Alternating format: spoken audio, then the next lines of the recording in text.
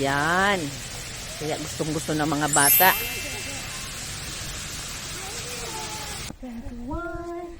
22.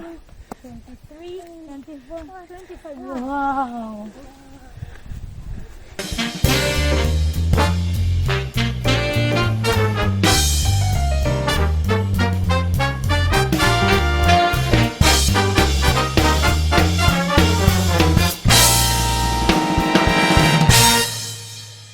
Hello, good morning. Last day na namin dito sa bahay na to.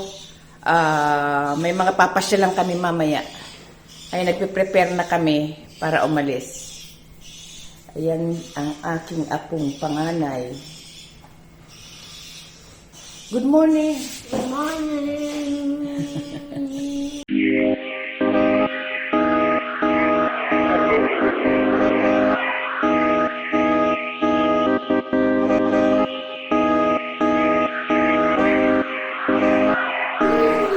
Ayan si Buddy. Para makasama sa lakaran namin.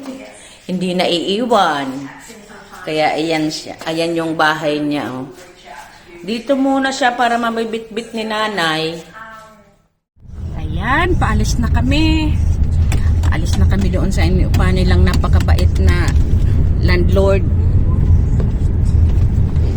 Ayan, bye-bye. Ayan o si Kuya. May kapenpal na yan. My hand's big. Your hand is big. Not kuya. Yan sa may kikuya.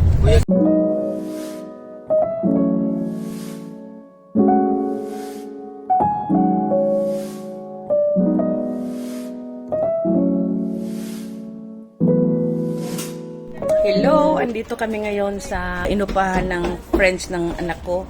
Hinihintay namin sila. Dito na kami magtatambay kasi naka-check out na kami. Ngayon bumibili sila ng mga plants. Ayan. Ewan ko nakikita niyo dyan. Ang daming binibentang plants tapos wala ang owner. Honest lang, nung bibili ka, ikaw na ang kusang magbabayad doon sa box. Ngayon nagbibilihan sila ng mga iba-ibang klaseng plants. Ang gaganda kasi ng mga plants nila. So, ang binili ng anak ko. Ayan. Tsaka ito. Ganda niya, oh. Ito din. Wala pa kasi siya nito. Yun lang yung mga doors niya na medyo ano. 1, 2, 3, 4. Yes!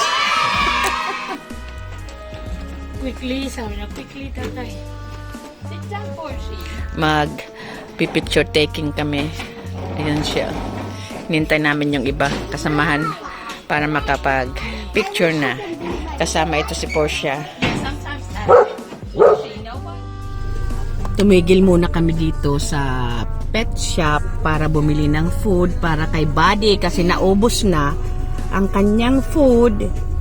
Ang food niya parang Cerelac, yung nilalagay sa syringe tapos yung pinupo sa bibig niya.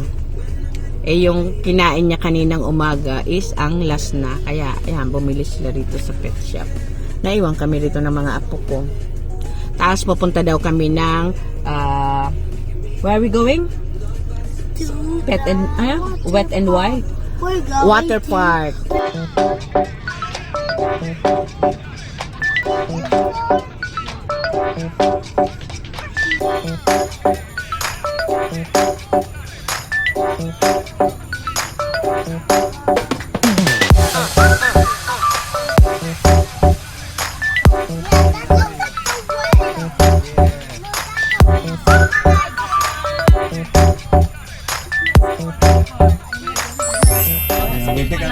See, Mama, it's not closed.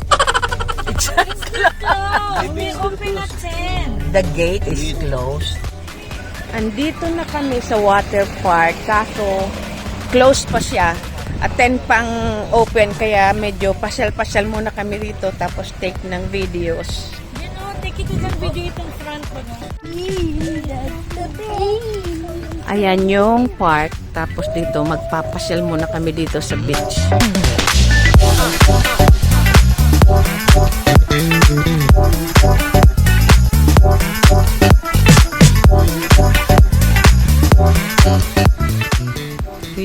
kami. Inom muna ng water.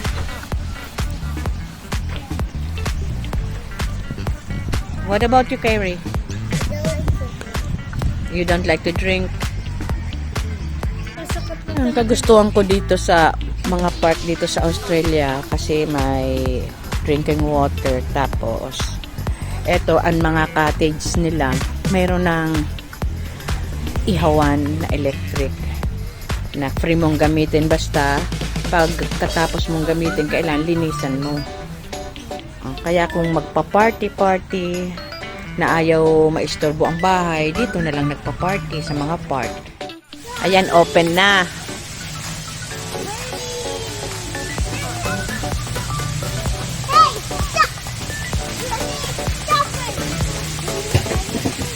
Ayan.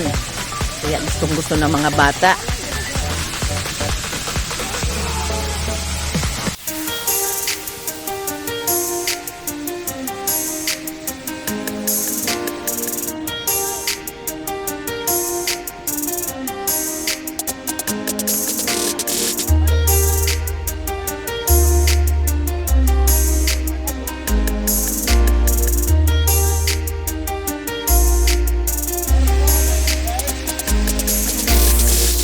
Excited na masyado ang mga bata.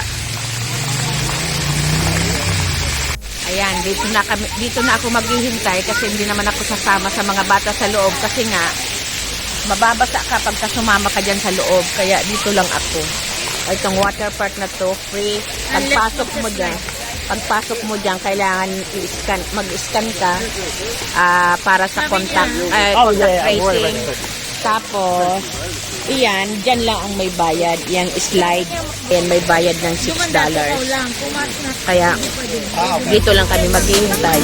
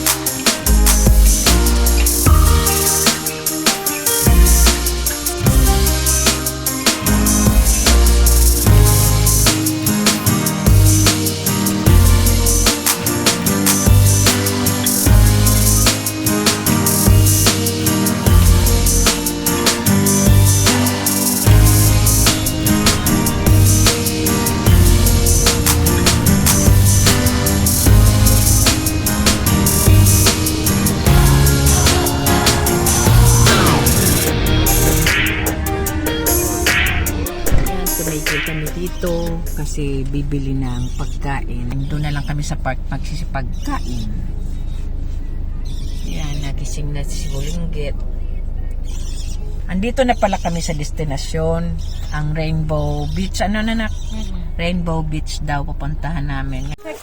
Yan, tumigil kami dito sa isang national park para dito kami kakain. Up! Mama, it says no dog must have to allow. No have to. Dito kami kakain, hahanap kami ng pwesto. Yan, start na ng aming walking, tapos na kami mag-lunch. So, ang problema, hindi kami nakakakita. Wala pa kami nakikitang toilet.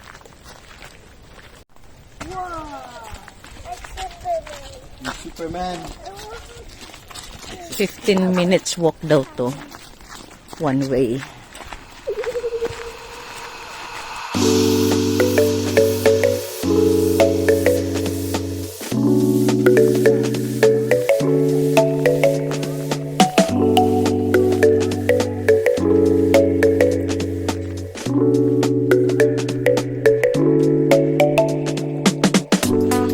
Malayo na rin ang pinanggalingan namin.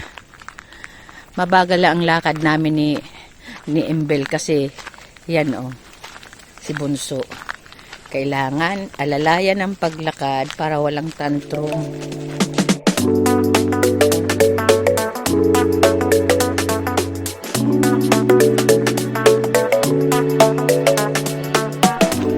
Tip para sa mga may mga anak, para hindi magpakarga, yan, libangin sa pagbibilang.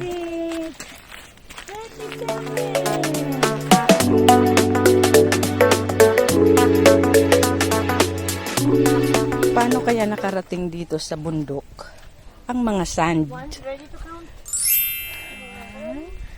Ito pa naman apo ko, ayaw mag-sleeper pagka may sand kasi pumapasok daw sa paa niya. 22, 23, 24, 25. Wow!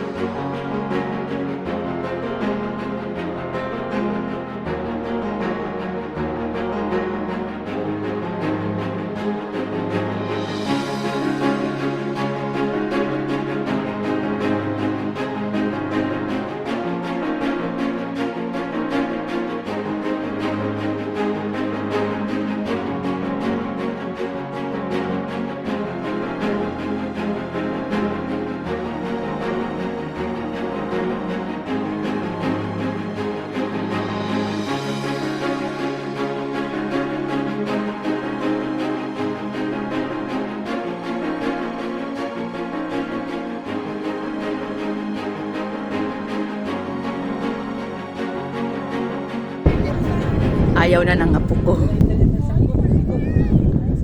Baka inaantay ka lang talaga, Ben. Ina-expect niya susunod ka.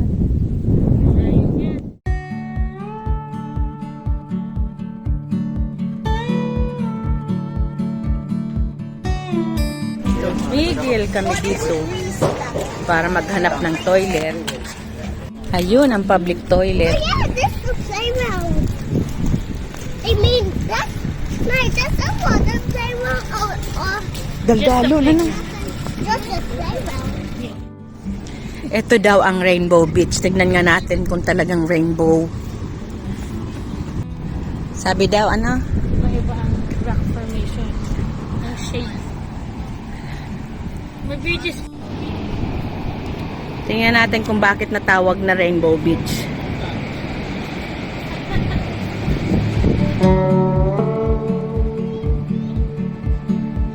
Siguro dahil ito light, cream, anong kulay yan? Hindi rin natin alam. Hindi na. Hindi namin alam kung bakit rainbow ang tawag dito. Siguro dahil nga dyan sa sand, ito white, ito darker, pa-dark na ng pa-dark. Bago kami uwi ng Brisbane, naghirit muna ang mga bata nang maglalaro muna sila dito.